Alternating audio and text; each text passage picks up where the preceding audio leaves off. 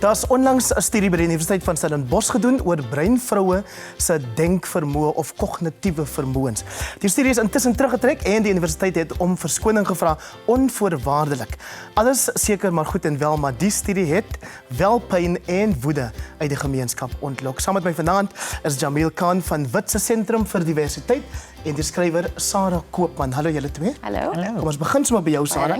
Toe jy nou hoor van hierdie studie getiteld Age and Education Related Effects on Cognitive Functioning in Coloured South African Women, toe wat sê jy vir jouself? Die eerste ding wat ek gedink het is, praat hulle oor my. Want ek is 'n jong coloured vrou en praat hulle oor my ma, praat hulle oor my auntie. Albei hulle het meestersgrade. En ek kon nie glo nie, I was confused. You know, I was just wondering, who are they talking about and are they talking about me? And it can't be true. I was an editor at 26, you know, of a magazine. So what, who are they talking about? And so confused, maar nie kwaad nie. Ek was eers confused, toe was ek kwaad en toe was ek bietjie relieved om te sien alles is nou, hulle om verskoning gevra en, you know, maybe this will be the start of a conversation, which I guess is what we're having here now, with that retraction. Hoe het jy gevoel? Not surprised. Not surprised? Ja, my eerste reaksie was, here we go again. En wat beteken dit? Daar's 'n lang geskiedenis van sulke navorsing wat uitgesit word deur plekke soos Stellenbosch en UCT.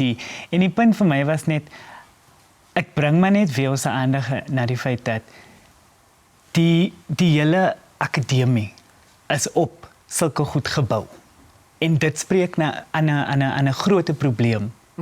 Dat ons het te lank gevat en ek het 'n paar weke terug gesê, we were cowardly in the way in which we addressed issues of transformation and redress. And so na 1994. Yes. And so in light of that, obviously gaan sulke goed gebeur. Want daar's die konsekwensies, mense gebruik hulle autoriteit in die verkeerde ways. Obviously gaan dit gebeur. So, wat was vir die grootste probleem met die spesifieke studie? Well, eerstens het hulle 'n sampel van 60 vrouens gebruik om die hele land se kleerling of bruin population. 2,6 miljoen vroue. Ja, 60 versus 2,6 miljoen. Hoe die ding die ethics committee gekom het is vir my ook 'n ander storie. Maar again, kom terug na die punt dat consequences nowhere to be found. So voor mense sulke goed doen, weet hulle al klaar hoe ver hulle gaan kom.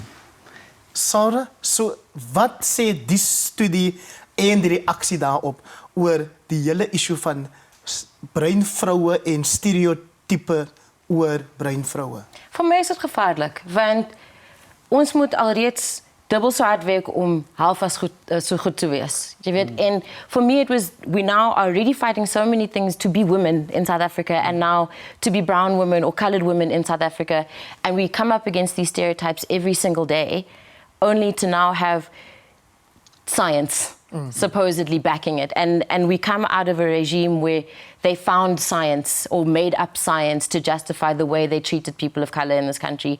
En vir my is dit gevaarlik, want dit gee nou mense wat alreeds sulke goed dink, soos evidence. So here you go. Maar jy het vir ons gesê vir Evans, jou ma en jou auntie het meestersgrade. Wat is anders aan hulle? Niks nie. Hulle is hardwerkende mense. En hulle is ma's en hulle is professionele vroue en hulle doen alles.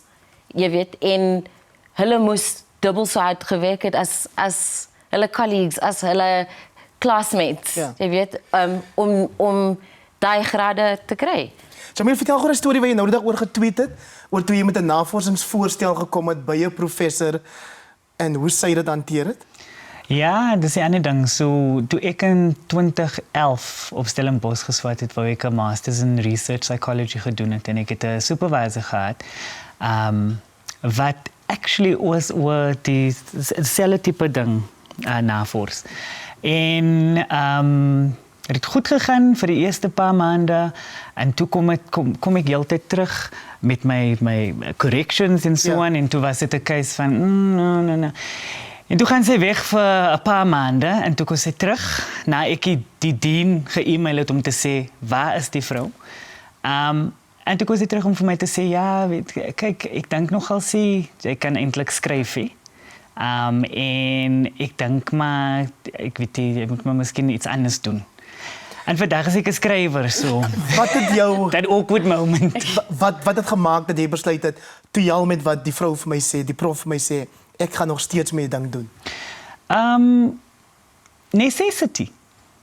We don't have the choices. We don't have the privilege that enable us to make choices that make our survival a second thought. So vir my was dit right or die.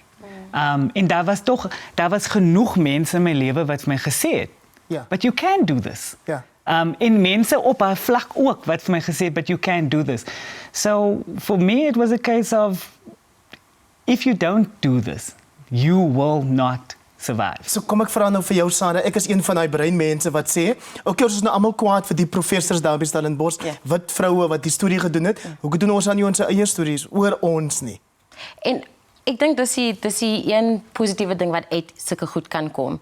And you know, as you said, right or die, you know, do or die, and it's a challenge, I think, to us to reclaim that story, to reclaim that narrative and say, we are going to tell you about us. Yeah. Instead of constantly being told, this is who you are, this is how you talk, this is how you sound, this is where you live, and how you interact with the world. So ek dink dis eintlik 'n challenge vir ons om te sê, kom nou, kom saam en skryf die storie. Daar's natuurlik 'n issue, Jamil, ook oor hoekom word dit nou breinvroue genoem of wat ook al, en jy het 'n interessante teorie waar jy breinmense, ek wil amper sê identify as 'n soort van 'n Kreoolse groepering onder die Afrikaanse ambreel. Ja. Sê gou So dit vir my is dit belangrik. So ek het nie 'n probleem om kleerling te sê nie. For example. En die rede hoekom is ek verstaan waar die term vandaan kom, maar vir my as jy daai woord sê, dan roep jy geskiedenis op. Ja. So as jy kleerling of colored sê, dan kry jy die geleentheid om oor iets wat gebeur het te praat. En daai iets wat gebeur het is colonization. It's apartheid. It's all of those things. So for me, with the Creole, the central to the idea of the Creole is the event of colonization and slavery. And that is something that I would hazard saying all people who today are identified as colored have in their history. And so for me, it's important to use that term to identify a history, because often colored people have also been termed as historyless and cultureless. Yeah. But that term brings us back to the point that actually there's a long, long history that involves a culture that still thrives today. And that then creates the human beings that we see in front of us every day. En onder daai human beings wat ons sien, is daar suksesverhale. Een vrou, Sarah, wat jy sal ophaal elke keer as iemand vir jou vra, wat is goed nou eintlik aan breinvroue? Vir my is dit Jill Liebenberg. Want wat sy nou doen, elke aand is ek saam met haar in haar kombuis op Suidooster.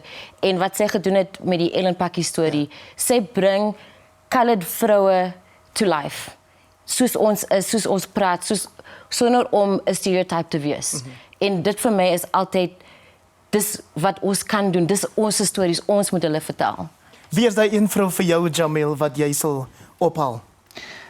She's not famous, but my honors research supervisor and now dear friend, Dr. Anthea Lesh, the first woman that I felt represented me at Stellenbosch, that walked into a lecture theatre and owned it despite every piece of history that drips from those walls. And the one thing that she reminded me constantly of, claim your space and take what is yours. En daai was die begin vir my van die journey wat ek nou stap. En ek dink dit is 'n beautiful manier om die gesprek af te sluit. So baie dankie aan julle albei vir julle insette. Na die advertensie praat ons oor voedsel of binnenshuise sokker.